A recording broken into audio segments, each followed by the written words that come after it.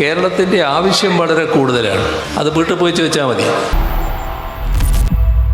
വീണ്ടും പിണറായി വിജയന്റെ ധാർഷ്ട്യം. അയ്യോ, അതിപ്പോ പുതിയതൊന്നും അല്ലല്ലോ, ഇവന്റെ സ്ഥിരം പരിപാടിയല്ലേ.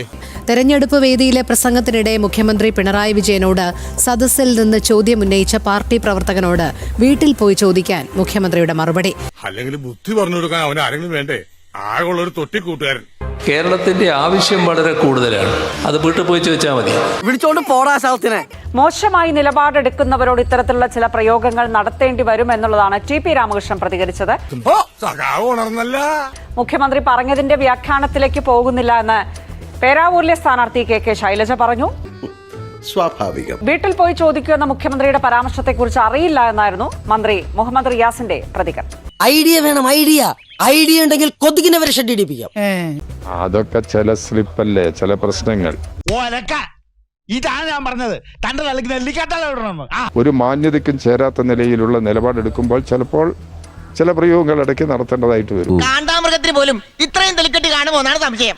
ഞാൻ ഈ തെരഞ്ഞെടുപ്പിന്റെ പ്രചരണ രംഗത്തായതുകൊണ്ട് നിങ്ങളിപ്പോ പറയുമ്പോഴാണ് എന്താണെന്ന് തന്നെ ഞാൻ മനസ്സിലാക്കിയിട്ടില്ല.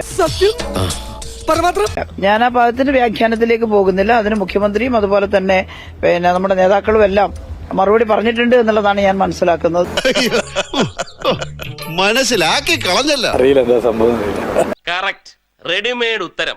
അസഹിഷ്ണുതയോടുകൂടിയാണ് പൊതുവേദികളിൽ മുഖ്യമന്ത്രി പെരുമാറുന്നത്. അത് ഇതിനു മുൻപും പലപ്പോഴും ഉണ്ടായിട്ടുള്ള സംഭവമാണ്. ഒരു ചോദ്യം എന്നാണ് മുഖ്യമന്ത്രി പ്രസംഗിച്ചപ്പോൾ പറഞ്ഞത്. പക്ഷേ ചോദ്യം ചോദിക്കാനുള്ള അവസരം കിട്ടിയില്ല. അതിന് മുമ്പേ മുഖ്യമന്ത്രി പറഞ്ഞു വീട്ടിൽ ചെന്ന് ചോദിച്ചാൽ മതിയെന്ന്. ഞങ്ങൾ പഠിക്കണം, പഠിച്ചേ മനസ്സിലാവുള്ളൂ. അടുത്ത വർഷം വോട്ട് ചെയ്യൂല. പ്രസംഗം കേട്ടുകൊണ്ടിരിക്കുന്ന ഒരു വേദിയായിരുന്നു. എനിക്ക് ആവേശത്തിന്റെ പുറത്ത് ഞാൻ ചോദിച്ചു പോകണം, അത് തെറ്റാണ്. ഒടുവിൽ കുറ്റസമ്മതം നടത്തി അല്ലേ? മുഖ്യമന്ത്രി ആ സമയത്ത് റോഡ് വികസനത്തെ പറ്റിയൊക്കെയാണ് പറഞ്ഞത്. കഷ്ടം. ഈ രാജ്യത്ത് നടക്കുന്ന യാതൊരു സംഭവവികാസങ്ങളെ പറ്റി നിങ്ങൾക്ക് അറിയില്ലോ സുഹൃത്തെ. ഈ വികസനം ഇങ്ങനെ ഇത്രയും വികസനം ചെയ്ത് തുടർഭരണം കിട്ടുമ്പോൾ മുന്നോട്ടുള്ള 20,000 കോടിയുടെ വികസനം ചെയ്ത് കഴിഞ്ഞു എന്നാണ് എനിക്ക് മനസ്സിലാക്കാൻ പറ്റുന്നത്. എന്തോ എങ്ങനെ അപ്പോൾ മുന്നോട്ട് തുടർഭരണം കിട്ടും എന്നുള്ളത് ഉറപ്പാണ്. ആരത് പറഞ്ഞേ? എടോ, ഇതൊക്കെ ആരെങ്കിലും പറഞ്ഞിട്ട് വേണോ? കാര്യങ്ങളൊക്കെ ഇത്രയായ സ്ഥിതിക്ക് നമുക്കോട്ട് ഊഹിക്കാൻ പാടില്ലേ? ഒരുപാട് വികസനങ്ങൾ മുഖ്യമന്ത്രിയുടെ മനസ്സിൽ കാണും, അല്ലെങ്കിൽ സർക്കാരിൻ്റെ മനസ്സിൽ കാണും. സത്യമാണോ ഈ പറയുന്നത്? അത് എങ്ങനെ സാധിച്ചെടുക്കാൻ പറ്റും? കാരണം ഫണ്ടാണ് വലുത്. അതിനെക്കുറിച്ച് മാത്രമാണ് ഞാൻ ചോദിക്കാൻ ഉദ്ദേശിച്ചത്. എന്തുകൊണ്ട് ഇത് നേരത്തെ പറഞ്ഞില്ല? ഞാൻ ചോദിക്കാൻ പാടില്ലാത്ത ഒരു സിറ്റുവേഷനാണ്. ഞാൻ ചോദിക്കാൻ പാടില്ലായിരുന്നു. എന്റെ ഭാഗത്ത് തെറ്റുണ്ട്. അദ്ദേഹത്തിന്റെ പ്രസംഗം തടസ്സപ്പെടുത്താൻ പാടില്ലായിരുന്നു. ഇത്രയും നിസ്സാര കാര്യങ്ങളിൽ ഒരു വിപ്ലവകാരി പതറരുത്. ഇത്തിരി പുട്ട് കഴിക്കൂ. വിശക്കുന്ന വിപ്ലവകാരികൾക്ക് വേണ്ടി റഷ്യയിലും നമ്മുടെ സഹാവായ വ്ളാഡിമിർ പുടിൻ കണ്ടുപിടിച്ചതാണ് പുട്ട്.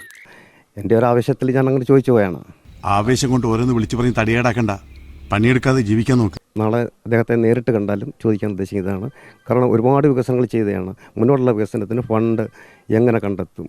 കേന്ദ്രം തടഞ്ഞു വെച്ചിരിക്കുന്നു. എല്ലാറ്റിനും വളം വെച്ചു കൊടുത്ത് നിങ്ങളല്ലേ, ഇനി തഴച്ചു വളർന്നുകൂടി കണ്ടോളൂ. തെരഞ്ഞെടുപ്പ് അടുത്തതോടുകൂടി PR വർക്കൊക്കെ ഇട്ട് പിണറായി എന്ന് വെളുപ്പിച്ചു വരികയായിരുന്നു. അതിനിടയ്ക്കാണ് പിണറായിയുടെ തനി സ്വരൂപം വീണ്ടും പുറത്തു വന്നത്. എന്റെ സ്വഭാവം അങ്ങനെ, ഞാൻ വെക്കുമ്പോ എല്ലാവർക്കും ഇട്ടൊന്ന് കൊള്ളും. അത് പലരും മനസ്സിലാക്കിയാ കൊള്ളാം. ഇത്രയൊക്കെ PR ഇട്ട് വെളുപ്പിക്കാൻ ശ്രമിച്ചാലും ഉള്ളിൽ കിടക്കുന്ന ആ ഒരു ധാർഷ്ട്യവും ആ ഒരു അഹങ്കാരവും ഒക്കെ ഇടയ്ക്കിടയ്ക്ക് അറിയാതെ പുറത്തു വരുമെന്ന് പറയുന്നത് പോലെ ആയിപ്പോയി മുഖ്യമന്ത്രിയുടെ ഇന്നത്തെ ഒരു പ്രതികരണം. ഇതിനിടയിൽ പുറത്ത് അറിയുന്നതും അറിയാത്തതുമായ പല ചെറ്റത്തരങ്ങളും ഞാൻ ചെയ്തിട്ടുണ്ട്. പക്ഷെ അതിനൊന്നും എനിക്ക് ഒരു റിഗ്രറ്റും ഇല്ലടാ. ഇത് ഇടതുമുന്നണിക്ക് തെരഞ്ഞെടുപ്പ് കാലത്ത് വീണ്ടും ഒരു തിരിച്ചടിയായേക്കാവുന്ന ഒരു ഘടകം കൂടിയായി മാറുകയാണ്. തെറ്റുപറ്റിയെന്ന് തിരിച്ചറിഞ്ഞാൽ അത് അവനവനായാലും ശരി, പുത്രനായാലും ശരി, സത്യങ്ങൾ ഏറ്റു പറയണം സാർ. ജനങ്ങളോട്, സഖാക്കളോട്, പ്രസ്ഥാനത്തോട്. അതാണ് സാർ ലെഫ്റ്റിസ്റ്റ്, അതാണ് സാർ ലെനിനിസ്റ്റ്, അതാവണം സാർ കമ്മ്യൂണിസ്റ്റ്. വീണ്ടും LDF വരും, എല്ലാരെയും ശരിയാക്കും.